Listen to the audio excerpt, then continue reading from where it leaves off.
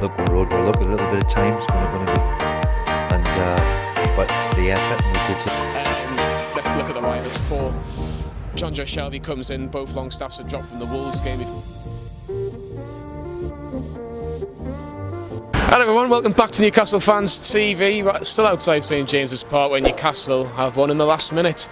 Don't know when we've last time we've done that in the Premier League. I know we beat Norwich last in the Championship by 4-3. Dwight Gale getting the winner there, but it's always good to win the last minute, isn't it? I'm here with Kyle, I'm here with Lee, I'm here with Paul. This is the final word, of course. Last word. The last word. Get it right. The finals. Do you want to do it again? Finals. And final say, last word. Here we go. Let's look at the lineups. Paul. John Joe Shelby comes in. Both long staffs have dropped from the Wolves game. If you're looking at the Premier League, Emil Kraft comes in at right wing back. What are you thinking at that point?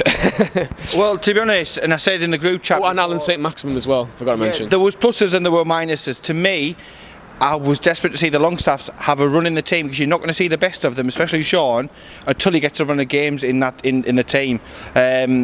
Rotation and everything, yeah, I get that totally. Seeing Kraft there at right back, a little part of me inside was crying. I'd have preferred to have seen Hayden deployed there or anybody else but him. After a cuddle all day, you.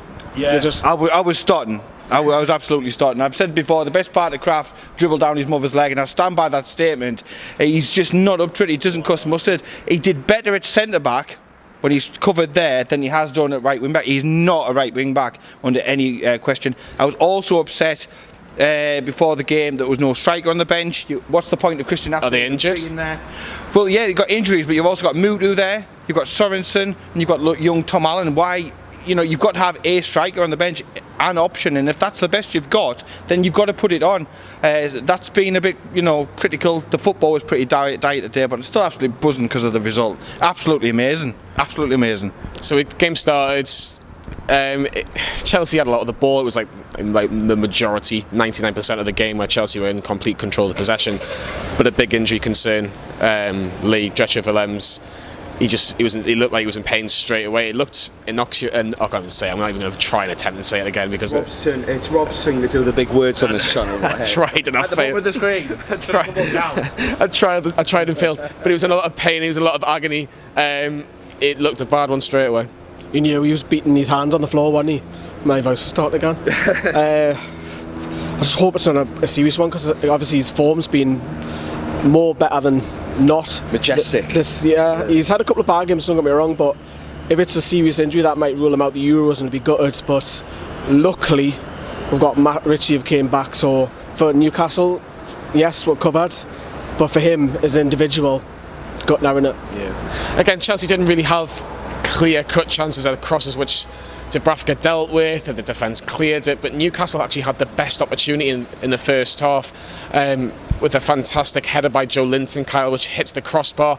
I haven't seen a proper replay. I don't know if Kepler gets a touch on it. Sam said he didn't. Sam says he doesn't, so we're going to go with Sam's word on this one. So it hits Alan Smith, yeah, remember from last week at Wolves. But yeah, it hits the crossbar, Kyle. Are you thinking, oh my God, so unlucky, but can we have more chances like this, please, Joe Linton?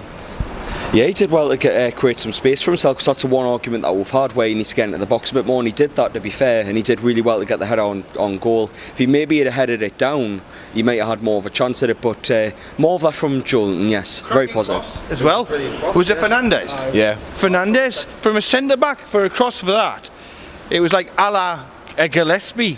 To be fair, in terms of crosses, it's been non-wingers with the best ones this season. Carroll has had probably the best cross of the season, and Fernandes. So because at first you're sitting there thinking it should be Kraft, but then you give yourself a slap and realise that he's absolutely horsewell. Right, yeah. If we get 5 comments in the comments down there below, Paul has to start a show of someone hugging. Not me. Unless we score. Get on the video. Otherwise he's cheating on you. Oh, I know where. You talked about Fernandes, Paul. He had a fantastic opportunity, free header, pretty much 7-8 yards out, nowhere near the goal. Again, another missed opportunity in Chelsea, turning the screw slightly at that point as well. Did you fear the worst with slightly? 2? Well, in the first half. Honestly, if that's turning the screw, it would literally be all the way up and then some. You know, there'd be blood coming out. It was that bad. They were all over us like a rash. We had little moments here and there. Joe Linton, fantastic, brilliant, great header, unlucky, and little bits here and there. But the second half, goodness me, we parked more than the bus. We had everything, and we did up in the sense we had the prayer mats and everything out. We were playing for a point, and Dubravka kept running it first half. Is that a bad thing though, Lee, playing for a point against Chelsea? I think you've mentioned there wasn't many chances. Yes, Chelsea had a lot of the ball, but Kante obviously was probably their best chance first half when Dubravka saves it. Apart from that, did Dubravka have much more to do? I think that proves to show you that the defence were absolute sensation. Yeah, for sure. Kyle, obviously, second half, paused, talked about Chelsea's pressure, but Newcastle's defence stood tall and got on with it. And Kieran Clark, Jamal Lascelles, Federico Fernandez. We've talked about Kieran Clark today, or Lee's mentioned before that it was his personal man of the match. What did you make of the defence, Kyle? Because we looked so much steady, but I think that's maybe to do with the presence of Lascelles, the orders of Richie, making sure you do your jobs as well. And obviously the fact that we've got such a good keeper and the safe hands of Dubravka, did the combination of everything just work perfectly for Newcastle at the back? Defensively was probably the best thing about the day, other than the goal. Were absolutely sublime. The only knock that you could probably have is a couple of loose passes from Fernandez, but other than that, were fantastic all round. Shout out to Jamal Lascelles though. The lad was. It showed how much we've missed him over the Christmas and that, when you've got with defenders giving the ball to Greenwood for goals and things like that.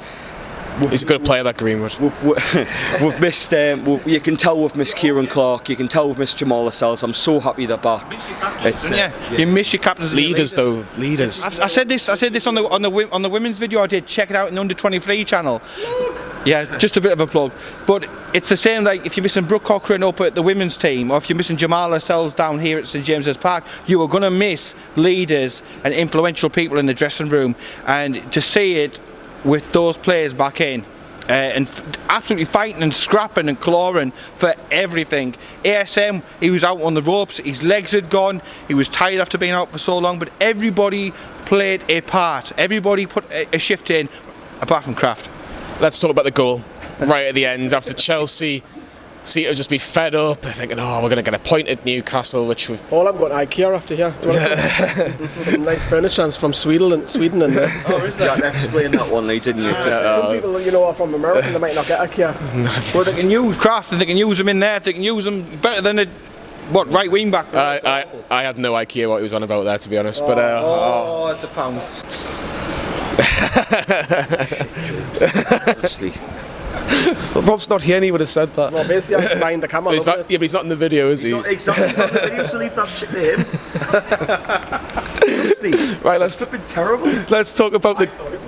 Thank you, Rob. That's like some a shit player. That's a Mike Williamson. You know there's already been a graphic on screen by now, don't you? Yeah, for sure. Right, we want a different graphic. I want the graphic of the goal from Isaac Hayden. What a goal. I can play it for them if they want. Well, it's okay. 3, 2, 1.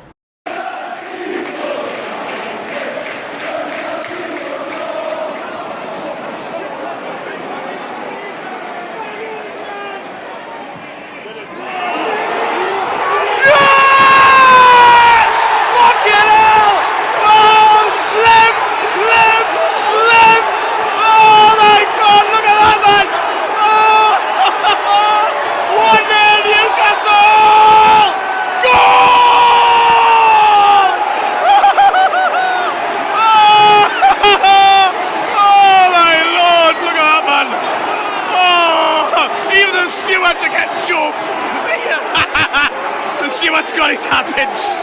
The Stewarts are on the floor. Look here now. Oh my lord. Oh, last minute winner. There you go. Right, Isaac Hayden's just scored a fantastic goal. Lee, how did you celebrate from Alan Saint-Maximin's cross? Because it looked like it was just, everybody had just decided to hug Paul. It was unbelievable. Well, hug is another word.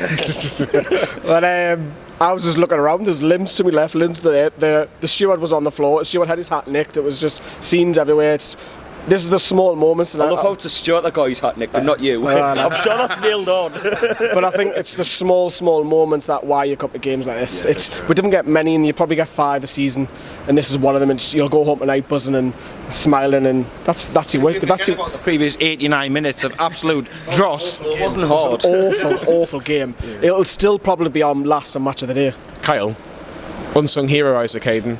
Indeed. And I gave him a 10 out of 10 in the player ratings because the of. lad behind us was calling him shit 65 minutes in, so if you're watching. But the thing, but for me, with Paul's given ratings out of 10 in the past, and you've given ratings out of 10, and you've given ratings out of 10, where Isaac Hayden has been 9 out of 10, nearly man of the match. He's been so good, so consistent since probably the end of January last year. You look at the performance today. He's probably had a dip over Christmas though, but generally speaking, he's been brilliant for Newcastle.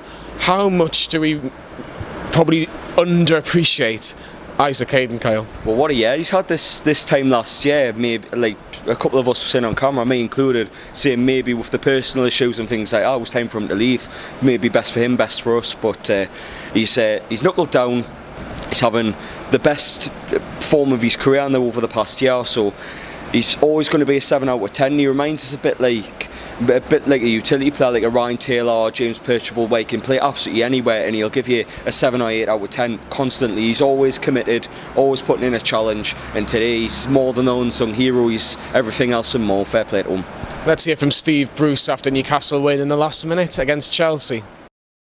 Look, we'll look at a little bit of times. We're not going to be, but the effort and the determination and the determination to defend and was there for everybody to see. We've got to be better with the ball. We give the ball away far too often to them and cause our own problems at times. But overall, the resilience and their attitude was there for everybody to see. And sometimes when you roll your sleeves up, work hard, then you get a result which shocks everybody. And we're back. Obviously, Steve Bruce will be over the moon, delighted with the fact that Newcastle have nicked it right at the end, and Chelsea have got to make the right in the wrong. Because I said before the game, I still think when we played them down at Stamford Bridge and that it was a wet, awful day. The traffic was. They didn't deserve the 3 points on that day. I think it was 2 bang average sides cancelling each other out, and then today to nick it right at the death, especially after the thought that they'd scored in the second half and they went mad up in level 7. To have that, it was just fantastic. Just perfect way to end the match. Definitely. Lovely. Lee, Steve Bruce, I think, deserves a little bit more credit now, especially Man United, Everton, Leicester. We lost the games. Rochdale, poor performance in the Cup away from home. Yeah. 2 wins in a few days, and Newcastle sitting still in 12th. I think it's in 12th place, but they're kind of joint 10th with Arsenal and Everton. With who? With Arsenal and Everton. Who would have thought that? But he's just getting the points. He's plodding along. We're on 29 points now. Who would have thought we'd be on about nearly 30 points, and we're not even in February yet? It's Mike Ashley here. Was he watching that? You'd be thinking, what's wrong with this squad? I don't need to buy. If that was Pep Guardiola, they'll be lording over the tactical change to move Isaac Hayden to right wing back. They would have. They'll be all over Sky. They'll be all over BT. Match of the day. What a move! It's a genius. He moved him to right wing back and he goes and scores a goal. So I hope he does get a bit of credit tonight and all the national highlights tonight that pinpointed that he moved him to right wing back. Realised they need a bit of fresh. I'm speaking with a lisp now. With a bit of fresh emphasis in centre midfield with the long staffs, and it works. So you've got to give. You know for a fact what is going to be said instead is how Chelsea had 99% of the possession, and it'll be all how Newcastle were playing anti-football. Newcastle was sitting back. I just hope it's not. People don't say, "Oh, it was a Rafa performance." Get over it. It was a Bruce performance. Yeah, Steve Bruce has got to get a lot more credits now, Kyle. I'll let you finish this off with obviously the performances of Hayden. We've touched on that, and we've touched on the fact that Steve Bruce is getting the points on the board. 52,000 obviously a day. A feel good factor is maybe coming back at Newcastle, which is a good thing to see.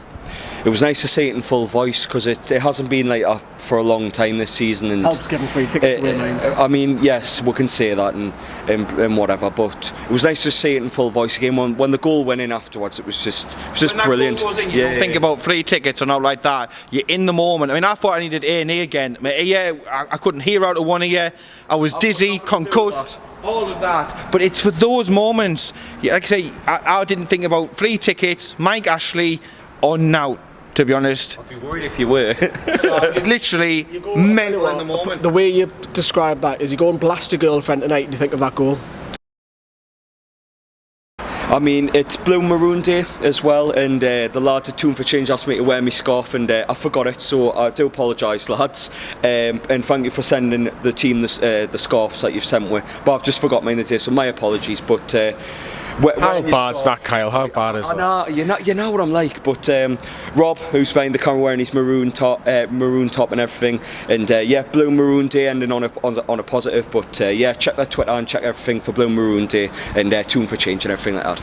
So Newcastle have beaten Chelsea by 1-0.